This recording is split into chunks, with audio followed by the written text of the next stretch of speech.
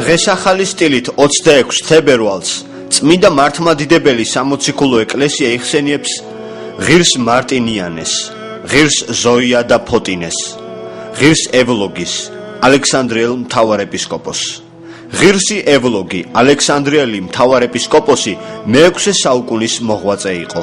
იგი თავდაპირველად მაცხოვრის შობის იუსტინეს სავანეს წინა მძღვრობდა ანტიოქიაში. შემდეგ კი ალექსანდრიის კათედრაზე აღასაყდრეს. ახალ ხარისხში 27 წლის მანძილზე დაუცხრომლად იბრძოდა სხვადასხვა მწვალებლობათა წინააღმდეგ. ცნობები ევლოგის მოღვაწეობის შესახებ დაცულია ღირსი მამის გრიგოლ დიოლოღოსისადმი მიმართულ წერილებში. წმინდა ევლოგი 607 ან 608 წელს გარდაიცვალა. მისი თხზულებები მხოლოდ ნაწილობრივ პატრიარქი ფოტის ამონაწერების სახითაა შემორჩენილი.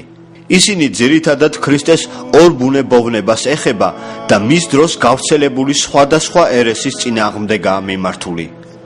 სრული სახით ჩვენამდე მოაღწია მისმა მხოლოდ ერთმა ბზობის კვირიაკეს წარმოთქმულმა ქადაგებამ.